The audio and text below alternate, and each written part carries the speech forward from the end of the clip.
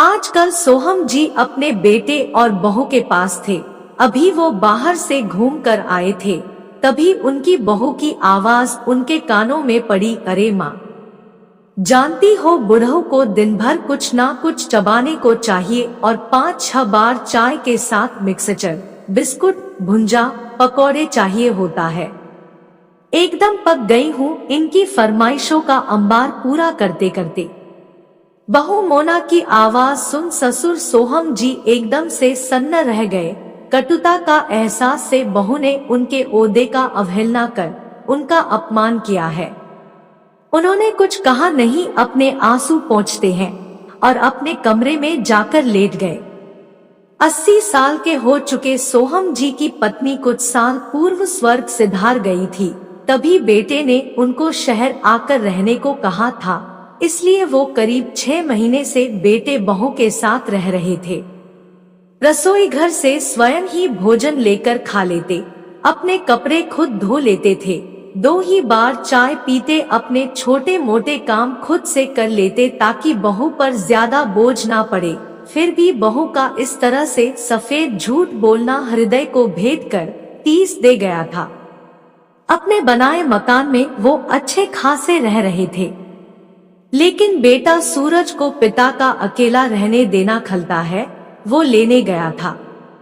इसलिए वो उसकी बात का मान रखने हेतु गांव से शहर आ गए थे, वरना उनका बिल्कुल मन नहीं था।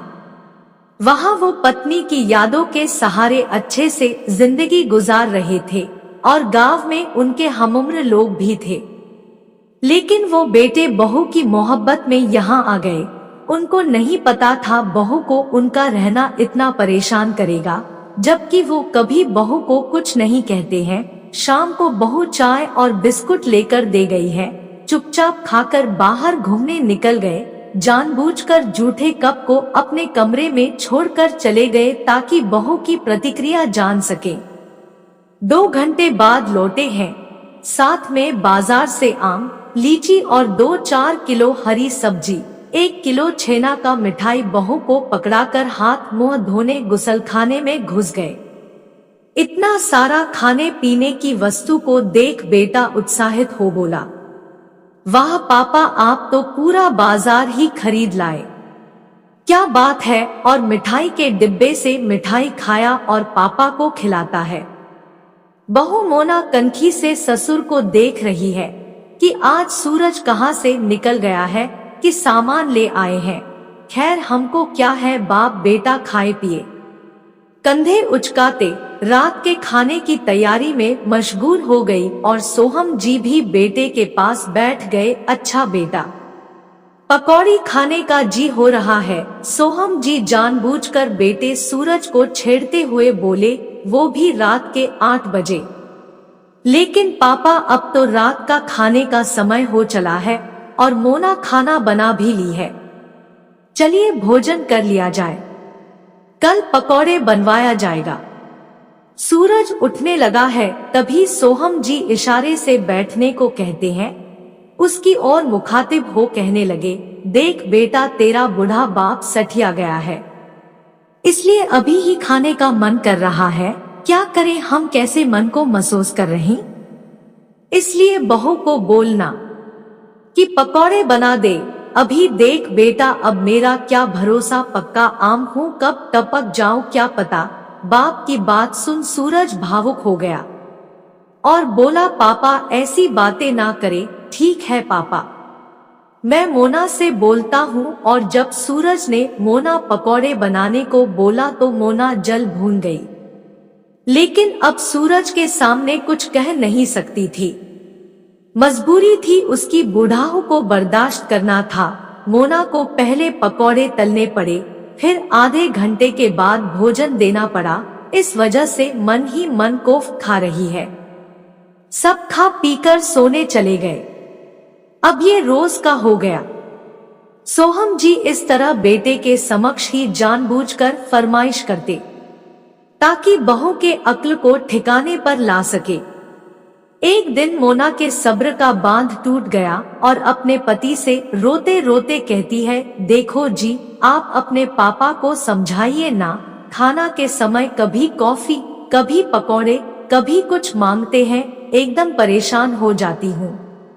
लेकिन पापा वृद्ध है ना, जो मांगते हैं वो खिला पिला दिया करो, माँ भी नहीं है ना। ऐसे में बेचारे तुमसे ही कहेंगे ना, कहकर करवट बदल सूरज सो गया और मोना अपना मुंह सा लेकर रह गई। अब उसके सर से पानी ऊपर हो रहा था। मोना अब बहुत परेशान हो गई। उसने सोचा सूरज से कुछ कहना बेकार है, ससुर जी से ही बात की जाए।